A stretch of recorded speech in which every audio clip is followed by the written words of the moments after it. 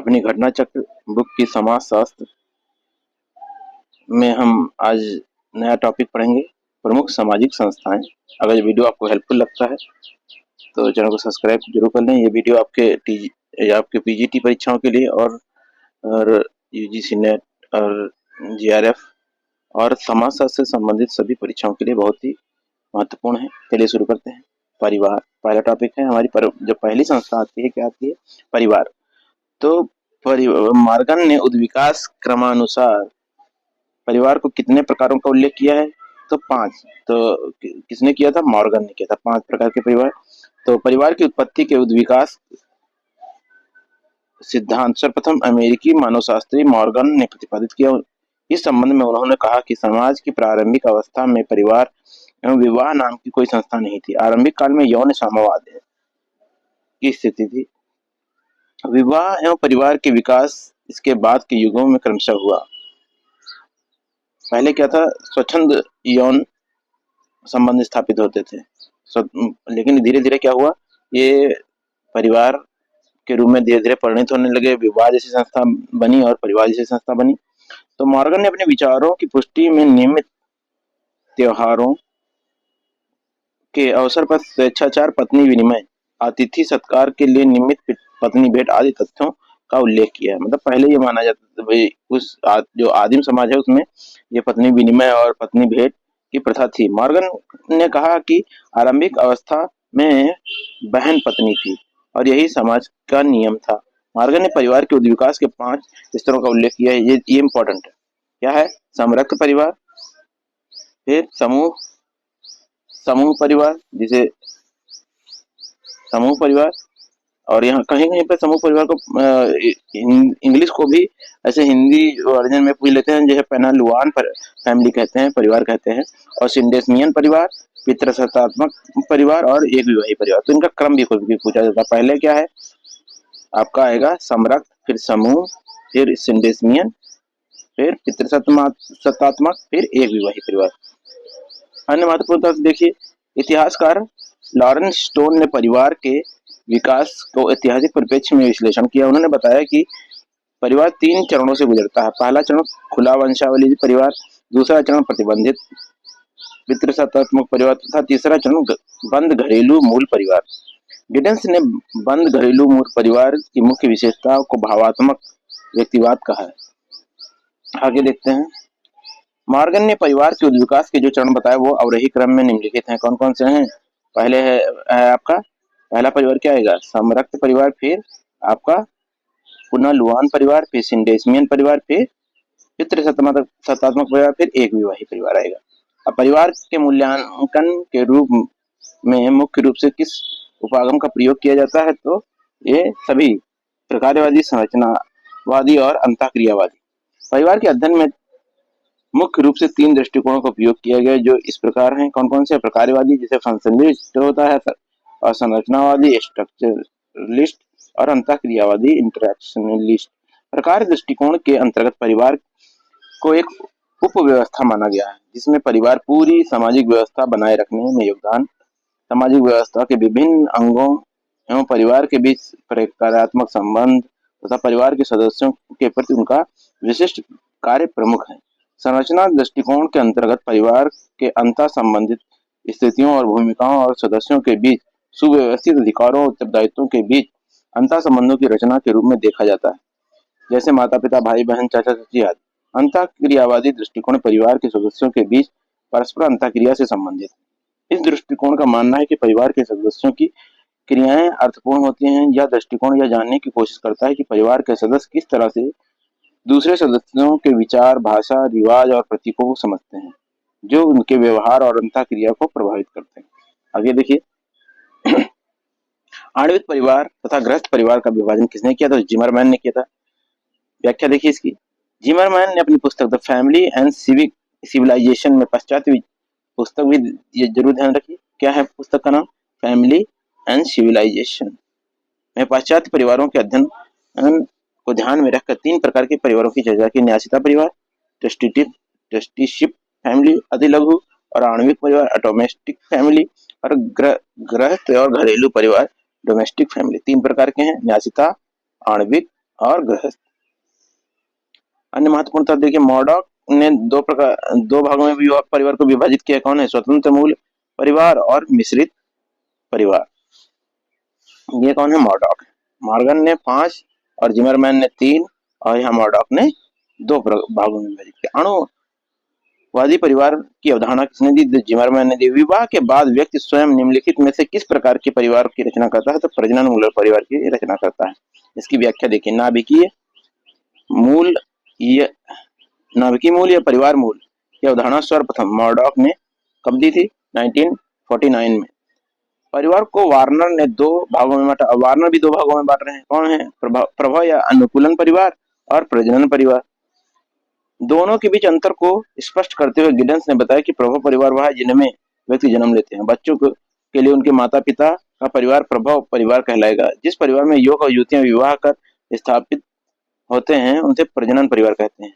पर यदि किसी दंपति को कोई संतान नहीं तो वैसे मूल परिवार में प्रभव परिवार का स्वरूप या पहलू गौण होती है। दोनों या 2 में से किसी एक की मृत्यु के उपरांत उस परिवार की समाप्ति हो जाती है। ध्यातव्य है कि एक ही परिवार प्रभव परिवार और प्रजनन परिवार दोनों हो सकता है, क्योंकि वर्गीकरण के आधार पर व्यक्ति विशेष के संदर्भ में माता पिता के लिए उनका परिवार प्रजनन परिवार होता है और वही बच्चों के लिए क्या होता है? प्रभव परिवार हो जाता है। अनुकूलन परिवार और प्रजनन परिवार में विभेद किसने किया? तो वार्नर ने किया। अनुकूलन और प्रजनन ये किसने किया है? ये वार्नर किया। और मॉडॉक ने क्या किया था? स्वतंत्र मूलक और मिश्रित परिवार। और जिमरमैन ने 3 तरह के बताए, नैशिता, आणविक और गृहस्थ।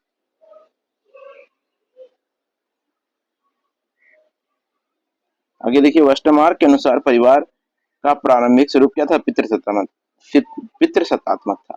वेस्टरमार्क का विचार है कि विवाह का इतिहास इसके एक विवाही स्वरूप से आरंभ हुआ, जिसमें पुरुष ही एक ही स्त्री से विवाह करता था, अर्थात एक ही पत्नीवाद प्रथा थी।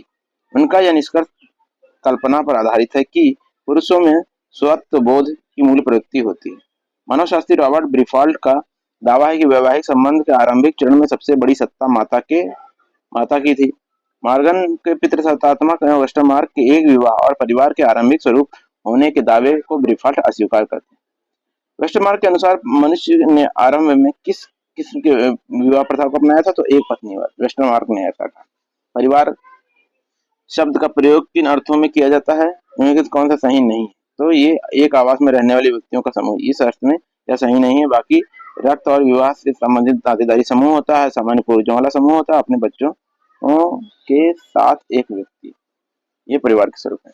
अब देखिए आगे, परिवार ऐसे व्यक्तियों से मिलकर बनता है जिनमें बीच नातेदारी का संबंध होता है। सबसे छोटे और अथवा एकाकी परिवार में संतान वाले पति पत्नी होते हैं। परिवार ऐसा भी हो सकता है जिसमें एक पुरुष और उसके बच्चे हों, अथवा ऐसा भी हो सकता है जिसमें एक स्त्री और उसके बच्चे हों। परंपरा से भारतीय परिवार अधिक जटिल संरचना के रूप में जाने जाते हैं, जिनमें प्रायः 2 या 3 पीढ़ियां निवास करती हैं। एक ही आवास में रहने वाले व्यक्तियों का एक समूह परिवार नहीं हो सकता है। एक ही आवास में रहने वाले व्यक्तियों का जो समूह होता है वो परिवार नहीं कहलाता। अब परिवार के अध्ययन के लिए स्थान, कार्य और लोक का सूत्र किसने स्थापित किया? फ्रेडरिक लिपले ने किया। स्थान, कार्य और लोक का सूत्र स्थापित किया लिपले ने। फ्रेडरिक लिपले के अनुसार परिवार का मौलिक प्रकार उसके सदस्यों की जीविका निर्वाह के लिए साधन प्राप्त करना है। नतीजन परिवार जीविका निर्वाह की विधि निर्धारण करता है।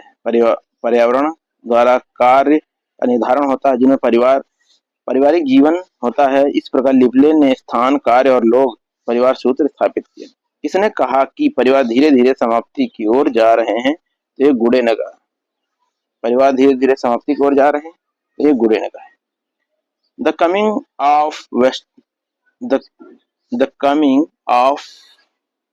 Coming word of transformation. The coming word of transformation में के लेखक फर्डिनेंड लुंडबर्ग लिखते हैं कि परिवार लगभग समाप्ति की ओर है। मनोविश्लेषक विलियम वुल्फ ने लिखा कि प्रथम 1 या 2 वर्ष तक बच्चे के पालन पोषण के अतिरिक्त परिवार मर चुका है। ये कौन कहते हैं? वुल्फ कहते हैं। और coming of word of transformation में लुंडबर्ग लिखते हैं कि परिवार लगभग समाप्ति की ओर है, और विलियम जे गुडे ने पाश्चात्य समाजों के पारिवारिक आदर्श प्रतिमानों में गिरावट का अनुभव किया और परिवार के समाप्त होने का संदेह व्यक्त किया। तो 3 लोग हो गए, कौन-कौन से? लुंडबर्ग हो गए, उन्होंने कहा कि परिवार समाप्ति की ओर है, और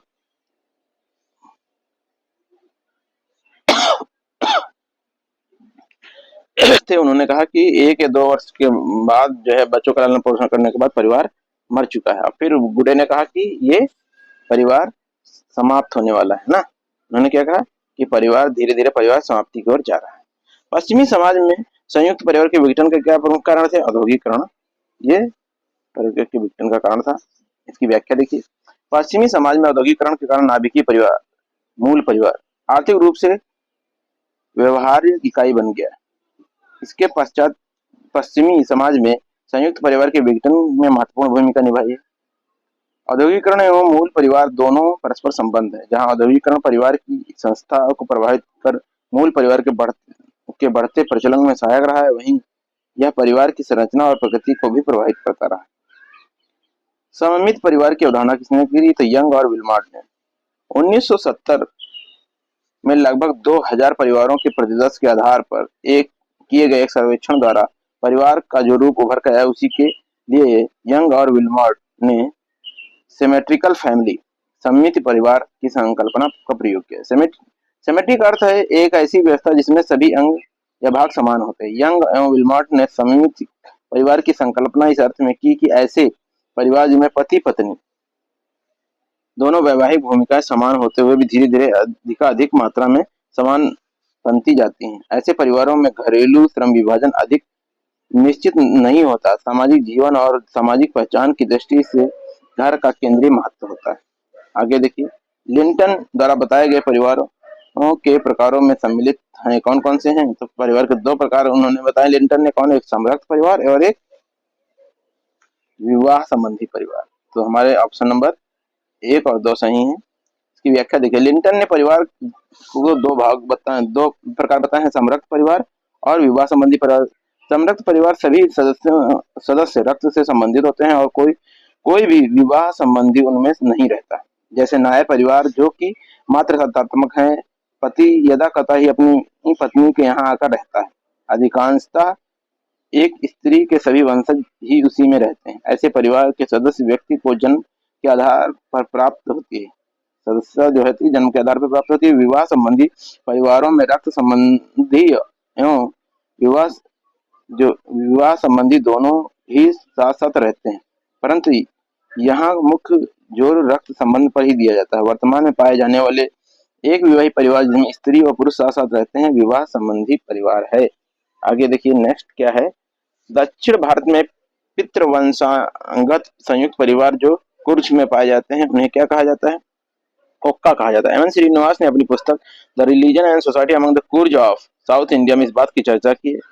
दक्षिण भारत में पितृवंशागत संयुक्त परिवार जो कुर्ज में पाए जाते हैं जिन्हें ओक्का कहते हैं, किस प्रकार एक मजबूत संस्था है।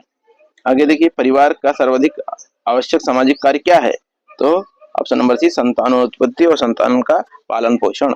डेविस ने अपनी पुस्तक द ह्यूमन सोसाइटी में लिखते हैं, और डब्ल्यू जी मूर ने अपनी पुस्तक द फैमिली में परिवार के सामाजिक कार्यों का उल्लेख किया। डेविस ने ह्यूमन सोसाइटी और डब्ल्यू जे मूरे ने द फैमिली में इन सामाजिक कार्यों का उल्लेख किया है, परिवार के कार्यों का, और बताया है कि किस प्रकार के होते हैं इनके कार्य। प्रजनन कार्य अर्थात संतानोत्पत्ति और उनका पालन पोषण, परिवार के सदस्यों की देखभाल, व्यक्तियों की सामाजिक परिस्थिति प्रदान करना, बच्चों का सामाजिकरण, सामाजिक नियंत्रण और आर्थिक कार्य। अब देखिए, ऐसा विश्वास किया जाता है कि नेक्स्ट क्या है? ऐसा विश्वास किया जाता है कि संस्था निर्माण का चक्र परिवार से प्रारंभ किया। कारण क्या है? आधुनिक परिवार संस्था विहीन है। तो इसमें ऑप्शन नंबर सी सही है। क्या है? ए सही है, किंतु आर गलत है। ऐसा विश्वास किया जाता है कि संस्था निर्माण का चक्र परिवार ने प्रारंभ किया। तो इसकी व्याख्या देखिए। ऐसा विश्वास किया जाता है संस्था निर्माण का चक्र परिवार ने प्रारंभ किया। आधुनिक परिवार के प्रकारों में काफी परिवर्तन आ रहा है, अतः विभिन्न विद्वानों ने परिवार के भविष्य पर चिंता व्यक्त की है। आधुनिक परिवार के स्वरूप में परिवर्तन हो रहा है, न कि संस्था विहीन हो गई। अतः ए सत्य है और आर गलत है। आगे देखिए, ये मैं इसमें मिलान है, सही मिलान, तो इसका ऑप्शन नंबर ए सही है। इसकी व्याख्या देख लेते हैं। पुनर्लवन परिवार या समूह परिवार मॉर्गन ने दिया। पूर्वमुखी या प्रभाव परिवार वार्नर ने दिया। अति लघु परिवार ये झिमरमैन ने दिया। और दंपति या समृद्ध परिवार राल्फ लिंटन ने। फिर से देखिए, पुनर्लवन परिवार जिसे समूह परिवार कहते हैं मॉर्गन ने दिया। पूर्वाभिमुखी या प्रभाव परिवार ये वार्नर ने दिया। अति लघु परिवार ये जिमरमैन ने दिया। दंपतिक या समृद्ध परिवार राल्फ लिंटन ने। एकांती नाभिक परिवार की अवधारणा टी पार्सन्स ने दी। एकांती नाभिक परिवार की अवधारणा टलकट पार्सन ने की है। परिवार समाज की मूल इकाई है। यद्यपि सामाजिक वैज्ञानिकों ने परिवार संरचना और संगठन के विभिन्न स्वरूपों का अध्ययन किया है, किंतु फिर भी वे एक ऐसा व्यापक और सांस्कृतिक रहित सामान्यीकृत स्वरूप विकसित करने में कठिनाई अनुभव करते हैं जो कि विभिन्न प्रकार के समाजों के परिवारों पर लागू हो। किसने कहा कि परिवार एक सार्वभौमिक समस्या है? तो जेपी मर्डॉक ने कहा। जेपी मर्डॉक ने अपनी पुस्तक the structure of social structure में 250 समाजों का अध्ययन किया, परिवारों की एक सार्वभौमिक संस्था माना और बताया कि प्रत्येक समाज में परिवार का कोई न कोई रूप अवश्य पाया जाता है जिसमें कम से कम दो व्यक्तियों में स्वीकृत यौन संबंध होता है। किसके द्वारा पुरुष का एकाधिकार की भावना और ईर्ष्या के परिवार की उत्पत्ति का प्रमुख कारण बताया? तो वेस्टरमार्क ने अपनी पुस्तक मानव विवाह का इतिहास हिस्ट्री ऑफ ह्यूमन मैरिज में पुरुष के एकाधिकार की भावना और ईर्ष्या को परिवार की उत्पत्ति का प्रमुख कारण माना। इस प्रयोजन हेतु पुरुष ने महिलाओं के पर एकाधिकारों का दावा किया और बल द्वारा उन्हें संरक्षित रखा। यह प्रथा तब तक चली जब तक कि रिवाजों ने परिवार रूपी संस्थाओं को स्थापना नहीं कर दी। वेस्टरमार्क से इतर विरफाल्ट के अनुसार संस्कृतिकरण जब परिवार रूपी संस्था अस्तित्व में आई तब भी मात्र तंत्र ही मौजूद थी। परिवार की उत्पत्ति पितृसत्तात्मक सिद्धांत किसने प्रतिपादित किया? सर हेनरी मैन ने।